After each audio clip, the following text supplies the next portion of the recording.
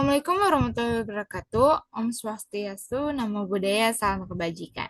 Selamat pagi teman-teman semuanya. Selamat pagi juga kepada dosen pengampu mata kuliah Aplikasi Komputer Bisnis, Bapak Dr. Ahmad Fauzi, SPD MAK, juga Ibu Sri Widi Lestari, SPD MPD.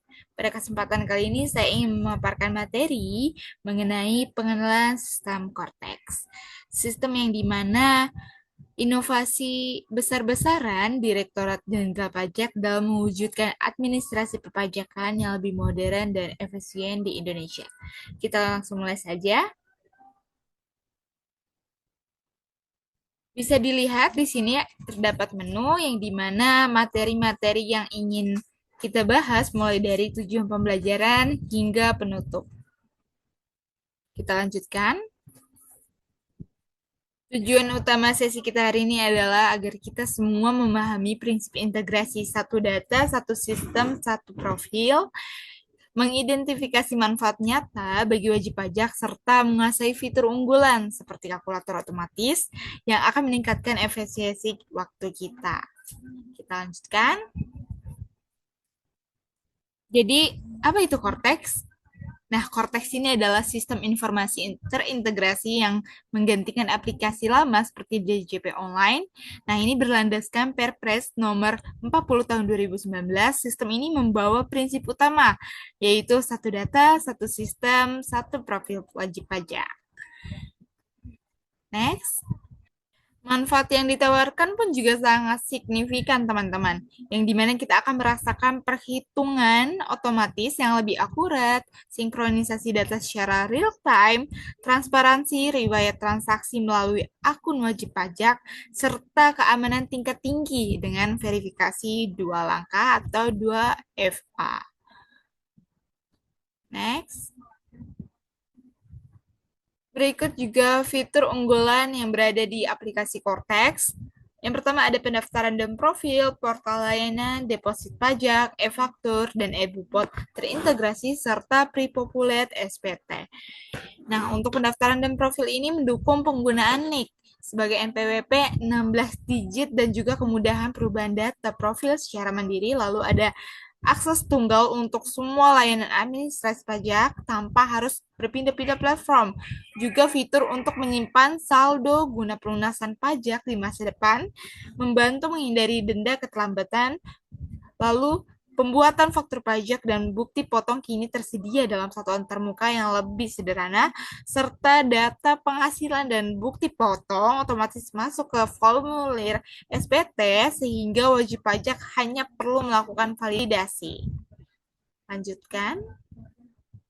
Nah, ini merupakan salah satu contoh tampilan fitur Cortex. Jika teman-teman belum memiliki akun Cortex, teman-teman harus melakukan aktivasi akun wajib pajak. Kita lanjutkan.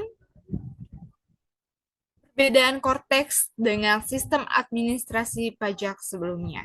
Kira-kira apa sih perbedaannya? Nah, perbedaan yang mencolok terletak pada integrasi. Jika dulu aplikasi terpisah-pisah, kini semuanya satu pintu. Selain itu, ada juga fitur impersonating bagi para kuasa wajib pajak dan fitur deposit pajak yang letak fleksibel untuk pembayaran, teman-teman. Kita lanjut. Kira-kira dengan adanya Cortex ini, proses bisnis apa sih yang berubah? Yang pertama, ada pembayaran, registrasi, taxpayer account management, layanan perpajakan, serta pelaporan SPT. Nah, ini merupakan dampak terhadap administrasi bisnis. Ada efisien, minim kesalahan, manajemen faktur. Perlu diketahui teman-teman bahwasanya bagi dunia bisnis ini Cortex berarti efisiensi, biaya, dan waktu. Nah, validasi data yang ketat sejak awal akan meminimalisir resiko kesalahan input, sementara dashboard manajemen faktur akan memudahkan PKP atau pengusaha kena pajak memantau kewajiban PPN mereka secara sistematis.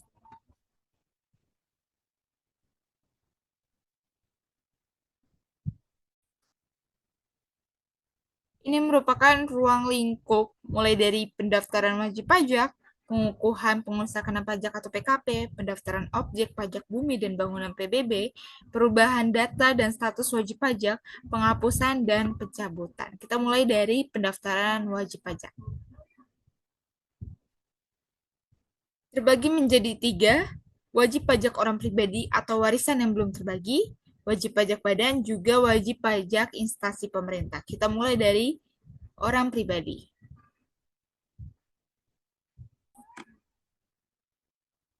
Nah, untuk pendaftaran wajib pajak orang pribadi ini yang sangat mencolok diperlukannya NIK, email, dan nomor telepon seluler.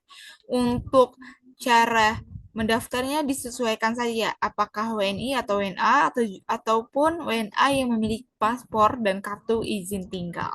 Kita lanjut wajib pajak badan. Terbagi menjadi 3, badan hukum, badan usaha, dan juga badan lainnya. Nah, badan hukum ini meliputi PT, PP, yayasan, perkumpulan, dan koperasi. Nah, validasinya NPWP melalui sistem Administrasi Badan Hukum atau SABH, Direktorat Administrasi Hukum Umum Ditjen AHU. Dan juga badan usaha ini meliputi CV, firma, dan persekutuan perdata mendaftarkan diri untuk memperoleh NPWP. Sudah terintegrasi melalui sistem administrasi badan usaha atau SABU Ditjen AHU. Nah, untuk yang terakhir adalah badan lainnya. Melalui portal wajib pajak langsung atau kontak center, pos, jasa ekspedisi, datang langsung ke KPP atau KP2KP terdekat atau melalui saluran PJAP. Next. Selanjutnya kita akan membedah wajib pajak instansi pemerintah. Instansi pemerintah adalah instansi pemerintah pusat, daerah, dan juga desa yang melaksanakan kegiatan pemerintahan serta memiliki kewenangan dan tanggung jawab penggunaan anggaran. Lanjut. Setelah kita membahas pendaftaran wajib pajak, kita akan pindah ke pengukuhan pengusahaan pajak atau PKP. Nah, ini merupakan alurnya mulai dari wajib pajak, lalu memberikan permohonan BPE atau BPS kepada DJP. Jika diterima, wajib pajak memperoleh surat PKP dan sekaligus diberikan hak asas untuk membuat faktur pajak dan melaporkan SPT masa PPN. Nah, jika ditolak, wajib pajak memperoleh surat penolakan pengukuhan PKP. Nah, ini dikirimkan melalui email atau akun wajib pajaknya tersendiri. Jangka waktu pengukuhan PKP paling lama 10 hari kerja. Nah, juga untuk risiko kepatuhan wajib pajak menjadi salah satu pertimbangan KPP dalam menentukan penelitian kantor atau lapangan. Ini kita membahas pendaftaran pajak bumi dan bangunan atau PBB. Kurang lebih sama seperti PKP. Jika diterima, wajib pajak memperoleh surat keterangan terdaftar atau SKT objek PBB. Jika ditolak, wajib pajak memperoleh surat keterangan penolakan pendaftaran objek PBB. Ini kita membahas perubahan data dan status wajib pajak. Perubahan data atau status wajib pajak ini bisa dilakukan secara mandiri loh, melalui menu profil. Begitu juga dengan proses penghapusan NPWP atau pencabutan status PKP yang dapat diajukan secara daring dengan pengawasan pemeriksaan yang transparan. Kita lanjutkan.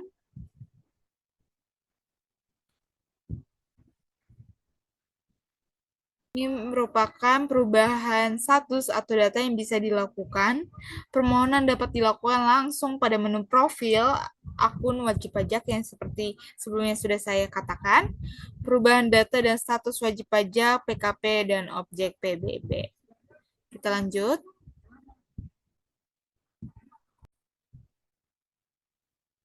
Kita move kepada penghapusan dan pencabutan. Terbagi menjadi 3, teman-teman. Pencabutan pengukuhan PKP, penghapusan objek PBB, dan juga penghapusan NPWP.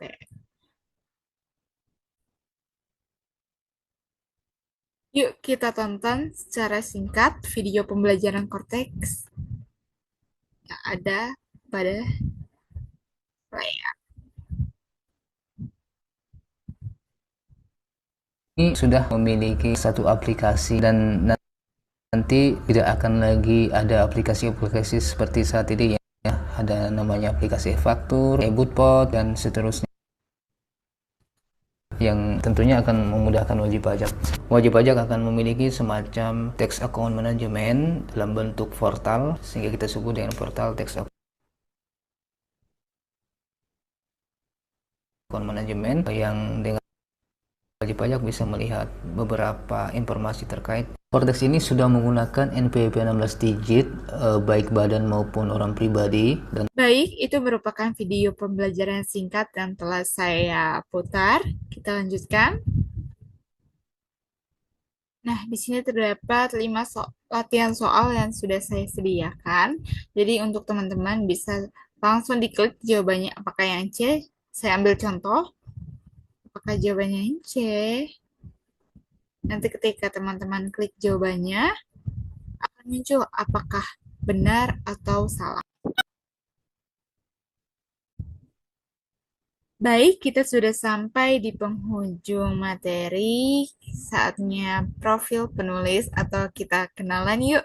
Saya Sala Deshiva dengan NIM 17156259091 dari Program Studi Pendidikan Akuntansi Universitas Negeri Jakarta.